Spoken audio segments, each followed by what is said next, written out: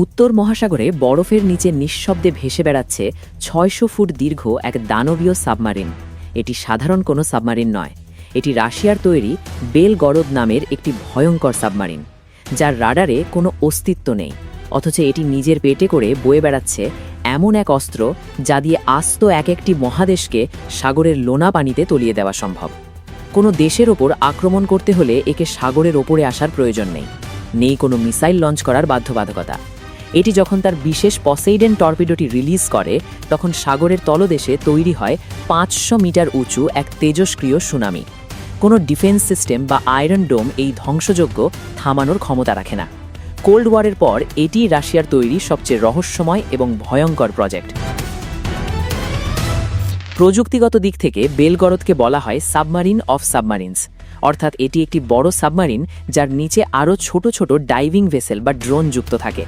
এটি পারমাণবিক শক্তিচালিত, তাই একে রিফিউলিং করার জন্য বন্দরে ফিরে আসতে হয় না। এই সাবমারিন টানা কয়েক মাস সাগরের অতল গভীরে লুকিয়ে থাকতে পারে। সবচেয়ে অদ্ভুত ব্যাপার হলো এর প্রপেলার বা পাখাগুলো এমনভাবে ডিজাইন করা হয়েছে যে এটি চলার সময় কোনো শব্দ তৈরি করে না। আমেরিকার নেভি এটাকে বলে the ghost of the ocean. যখন এটি কোনো উপকূলের কাছে পৌঁছায়, তখন কয়েকশো মাইল দূর থেকেও কেউ টেরও পায় না যে তাদের দরজায় মৃত্যু করা নাড়ছে। বেলগরদের আসল শক্তি তার ভেতরে থাকা ৬টি পসেইডেন টর্পিডো। একে বলা হয় ইন্টারকন্টিনেন্টাল অটোনমাস টর্পিডো। এটি আসলে একটি আস্ত পারমাণবিক ড্রোন যা পানির নিচে হাজার হাজার কিলোমিটার পথ পাড়ি দিতে পারে।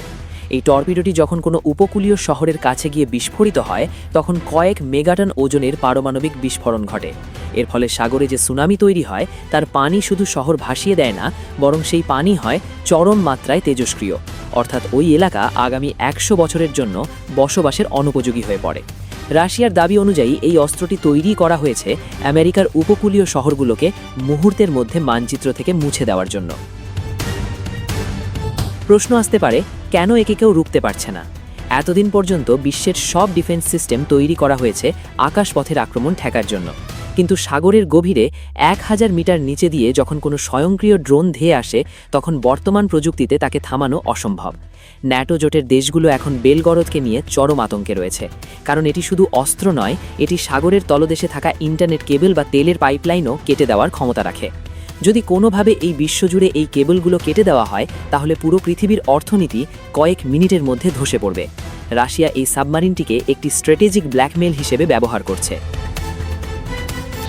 বেলগরদের নির্মাণ কাজ শুরু হয়েছিল ৯০-এর দশকে, কিন্তু আর্থিক সংকটের কারণে এটি থমকে যায়। পুতিন ক্ষমতায় আসার পর একে পুনরায় জীবিত করা হয় এবং এতে আধুনিক সব সেন্সর ও এআই প্রযুক্তি যুক্ত করা হয়। রাশিয়ার সেভমাস শিপইয়ার্ডে অত্যন্ত গোপনীয়তার সাথে এটি তৈরি করা হয়েছে। এমনকি এই সাবমারিনে যারা ক্রু হিসেবে কাজ করে, তাদেরও বাইরের দুনিয়ার সাথে যোগাযোগ সম্পূর্ণ বিচ্ছিন্ন রাখা হয়। এটি কেবল একটি যুদ্ধযান নয়, এটি রাশিয়ার ইঞ্জিনিয়ারিংয়ের একটি চরম অবস্থা, যা পৃথিবীকে একই সাথে অবাক এবং আতঙ্কিত করে তুলেছে। অস্ত্র প্রতিযোগিতার এই নোংরা খেলায় মানুষ আজ এমন এক পর্যায়ে পৌঁছেছে যেখানে একটি বোতামের চাপে আস্ত একটা সভ্যতাকে সাগরের গর্ভে বিলীন করে দেওয়া সম্ভব।